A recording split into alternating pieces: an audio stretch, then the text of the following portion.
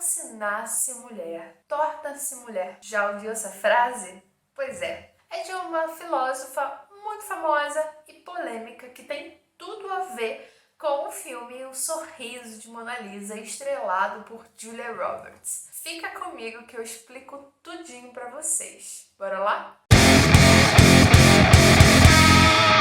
Recentemente eu estava revendo um filme que eu particularmente gosto bastante, mesmo tendo muitas ressalvas sobre ele, que é o filme O Sorriso de Mona Lisa, estrelado pela Julia Roberts, que é uma atriz queridinha dos clássicos romances dos anos 90, e recheado também de atrizes muito queridinhas pelas comédias românticas que existem por aí, como por exemplo a Julia Stiles, de 10 Coisas que Eu Odeio em Você, um clássico. A Kirsten Dunst, que é a Mary Jane, que fez a Mary Jane no primeiro filme do Homem-Aranha. Também a super heroína Jessica Jones, a atriz Kristen Ritter, além de várias outras atrizes super conhecidas que fazem aí esse filme ser um filme bem gostosinho de se assistir. Foi produzido em 2003, então ele não é assim tão recente, mas ele se passa entre os anos de 1953 e 1954 nos Estados Unidos. A história do filme é basicamente a de uma professora recém-formada em artes em uma das maiores universidades dos Estados Unidos, e ela vai trabalhar como professora de artes em uma escola muito renomada para mulheres. Bom, essa escola, e esse inclusive é um dos pontos que eu gosto de salientar no filme, que a escola onde se passa o filme é uma escola para garotas, mulheres, de classe média alta. E a gente está falando de uma época, 1953 e 54, onde a separação racial no sul dos Estados Unidos ainda vigorava. Mesmo que essa escola do filme especificamente não ficasse em território separatista, ela ainda assim vivia os efeitos de um país que segregava com o racismo histórico. Então no filme a gente não vê praticamente nenhuma mulher negra, muito menos sendo aluna. Essa escola tinha uma estrutura gigantesca e as alunas tinham todo o suporte possível com uma rede de professores absurda. Mas as aulas eram também muito voltadas para a vida do lar. Além de aulas de artes, italiano, matemática e todas as outras matérias formais e comuns da gente ver em escolas no geral, existiam também matérias como regras de etiqueta voltadas para a vida do lar e para ser uma boa esposa. Your husband is at a crossroads in his career. He's competing for promotion against two rivals, Smith and Jones.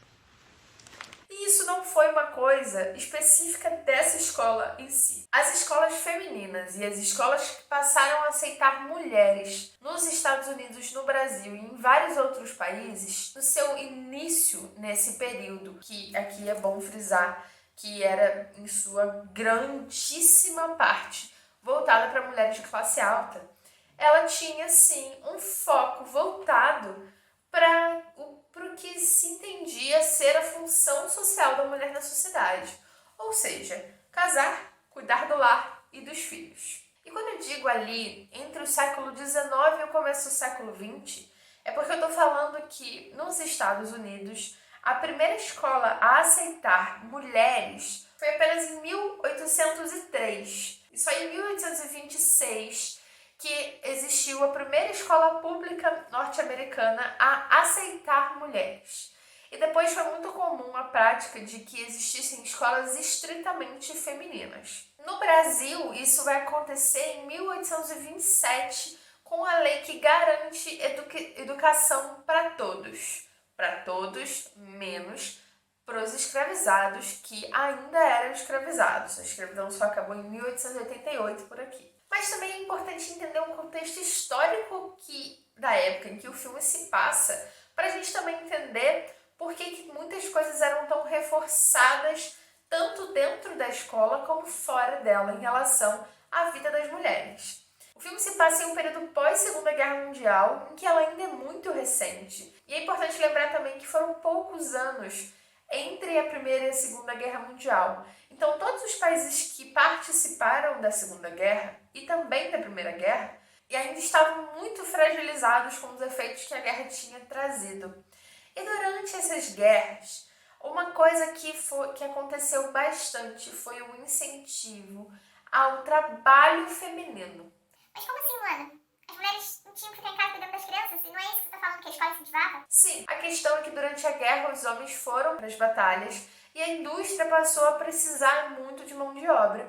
E foi aí que cartazes, por exemplo, como essa imagem mega famosa por aí, começaram a circular com incentivo, propagandas que incentivavam que as mulheres fossem trabalhar para suprir essa necessidade de mão de obra no mercado. Depois que as guerras acabaram, existia um incentivo muito grande, pesado, tanto na publicidade quanto na educação e outras várias esferas da sociedade, em fazer com que as mulheres voltassem para os seus lares e voltassem a ocupar o papel de trabalhadoras do lar, de mulheres que trabalhavam no lar, que cuidavam da casa, dos filhos e do marido. Só que a gente falou aqui o termo trabalhadoras, mas isso não era nem reconhecido como trabalho naquele período.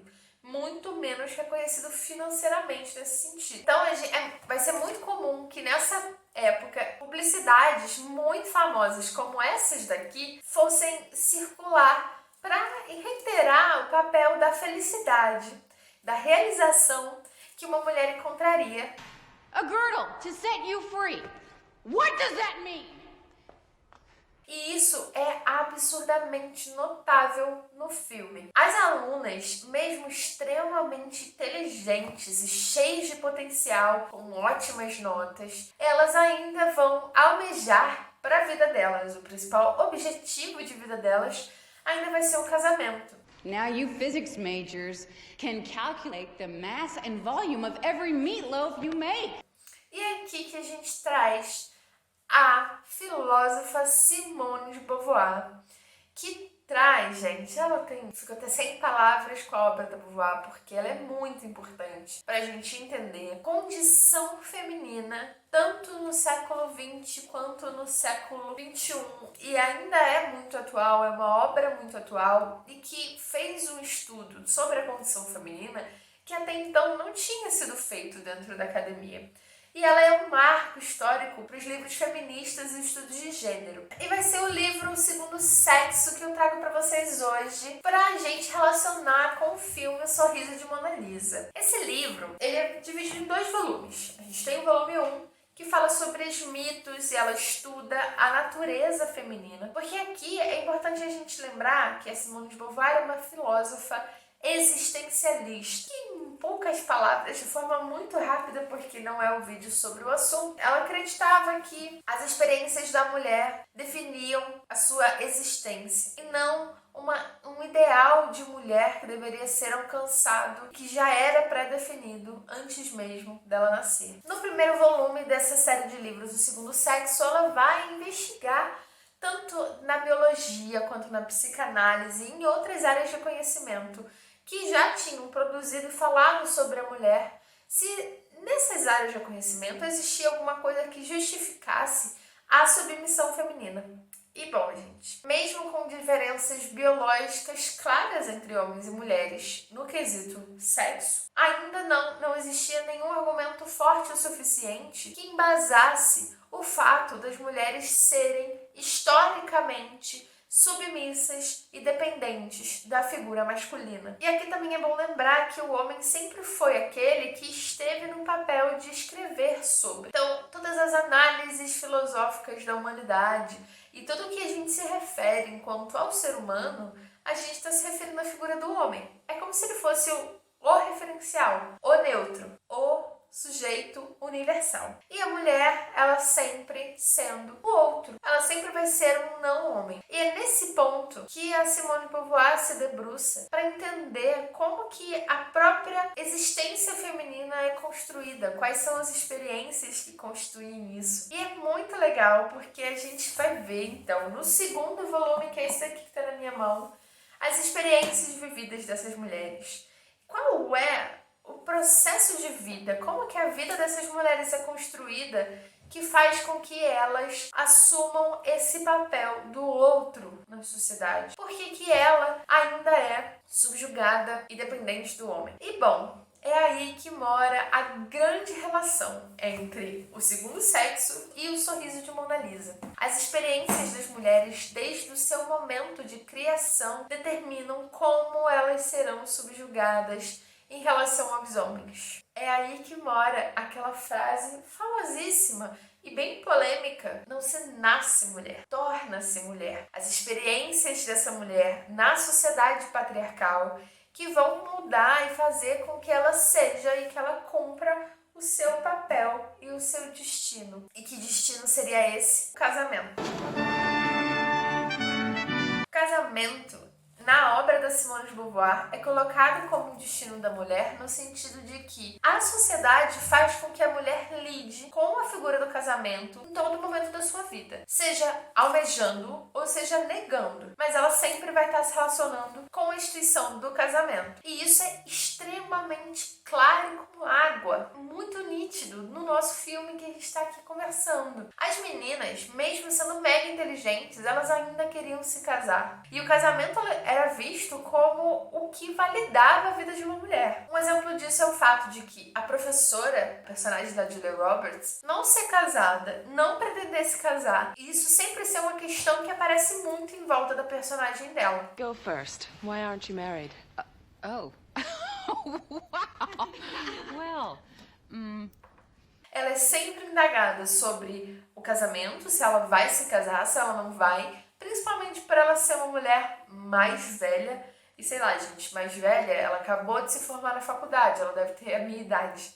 E isso já era muito velho para uma mulher não estar casada naquele período. Nesse livro da Simone de Beauvoir, o volume 2 do Segundo Sexo, ela fala muito como a nossa educação reforça qual seria esse nosso papel enquanto mulheres na sociedade. A escola, no filme, ela também faz parte da construção dessa figura submissa da mulher. Na escola, em casa e em todos os outros meios em que a mulher vai frequentar, desde criança, ela é ensinada sobre a importância de saber cuidar da casa, de saber lavar uma louça, de saber cozinhar. Desde pequena a gente é ensinada isso. A importância de saber cuidar de uma criança. E aqui, gente, brinquedos como bonecas que simulam bebês não são meramente ilustrativos. Eles também estão ali nesse papel de ensinar a menina a um dia ser uma boa mãe. Além de tudo, a questão do sexo é muito presente nessa construção da ideia de feminilidade e da ideia do papel da mulher. Porque, querendo ou não, a mulher vai servir o marido através do sexo. Ela sempre vai estar ali disponível para o marido satisfazer as suas vontades sexuais. Não é à toa que existe um apagamento muito grande em relação à sexualidade feminina ao longo da história, porque ela só era vista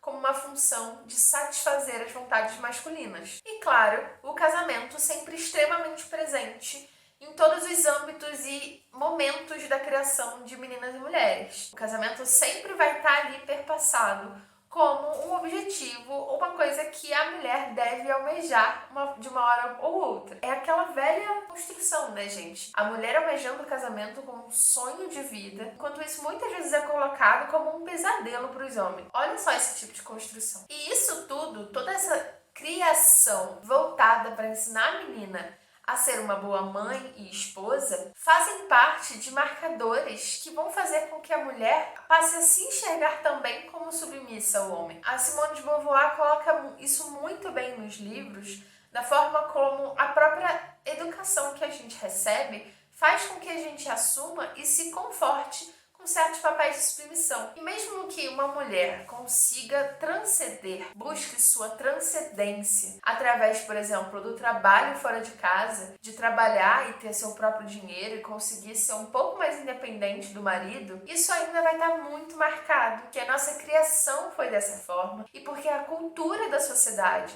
essas estruturas sociais ainda vão nos ver como figuras que são inferiores à figura masculina. Isso faz muitas vezes que as mulheres, mesmo que alcancem papéis de notoriedade no mercado de trabalho, elas ainda não tenham o reconhecimento e a possibilidade de ser memorável, tal qual muitos homens ao longo da história porque ela sempre vai ser olhada dessa forma submissa. Essa questão da submissão, ela é muito bem ilustrada no filme. Existem vários momentos em que a professora, interpretada pela Julia Roberts, incentiva as alunas a se inscreverem em universidades, a tentarem fazer cursos superiores, a serem mais independentes e não tão focadas na figura do casamento e dos respectivos namorados, mas mesmo assim ela sempre se confronta com essas estruturas sociais tão rígidas que fazem que as próprias alunas abram mão dos seus sonhos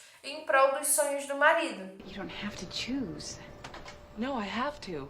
I want a home, I want a family. That's not something I'll sacrifice. Tanto no filme como na obra da Beauvoir, a gente consegue perceber o papel fundamental que é essa educação que as meninas recebem. Historicamente, nós mulheres somos ensinadas e fomos ensinadas tanto na área da educação formal dentro das escolas, como também na área da educação não formal pelos nossos pais e mães e nos outros espaços que a gente frequentou quando criança. Sempre fomos ensinadas a manter sempre essa posição à sombra do homem, sendo o outro, e não aquele que vai conseguir a glória e tem a capacidade e plenas condições de alcançar os seus objetivos. Historicamente, as mulheres foram ensinadas, sim, a abrir mão dos seus objetivos, a abrir mão das suas vontades, das suas capacidades criativas, para continuar à sombra dos trabalhadores produtivos, dos homens, os caras que saíam de casa para trabalhar e colocavam comida na mesa. E nós, como trabalhadoras reprodutivas, aquelas que teriam filhos, cuidariam da casa, e essa como sua única função natural. A Simone de Beauvoir vai ser muito importante para quebrar com esses paradigmas, trazer a ideia de que não é algo natural da mulher ser submissa, muito menos a sua própria essência. Ela vai ser fundamental para que as mulheres comecem a perceber que existe sim formas de romper com essas barreiras, essas correntes de submissão. O Segundo Sexo vai ser um livro fundamental para a segunda onda do feminismo, que vai vir trazendo todos esses questionamentos em relação à submissão da mulher, à questão sexual, às liberdades sexuais femininas, ao mercado de trabalho. Mas aqui é muito importante frisar também que o livro da Simone de Beauvoir, a obra toda que ela produz, ela é sempre produzida na ótica de uma mulher branca de classe média. Ela não vai ser produzida olhando, por exemplo, para as mulheres negras, que encontram inúmeras dificuldades muito além dessas retratadas pela Simone de Beauvoir. Um exemplo disso é o fato de que a Simone de Beauvoir fala muito da importância da mulher trabalhar por fora de casa, não ser só uma esposa, mas isso sempre aconteceu com as mulheres negras, a gente já falou sobre isso aqui no canal, indicando livros inclusive sobre isso. Se você não assistiu esse vídeo, só clica aqui em cima. Isso também é muito claro no filme, que não aborda nem um pouco a questão e as problemáticas das mulheres negras nos Estados Unidos naquele período. Mas mesmo assim, a obra da Beauvoir vai ser importante para começar a romper, e a partir daí muitos pensadores vão produzir muito conhecimento e muitas obras fundamentais para entender as experiências, as vivências femininas e as formas como elas podem romper com essas amarras que nos tornam sempre à sombra da figura masculina. Eu espero muito que vocês tenham gostado desse vídeo. Se você gostou, curte aqui, compartilha com seus amigos, amigas, para todo mundo. Se inscreve no canal e não deixa de seguir a gente no Instagram, que também tem muita coisa boa por lá. Um beijo!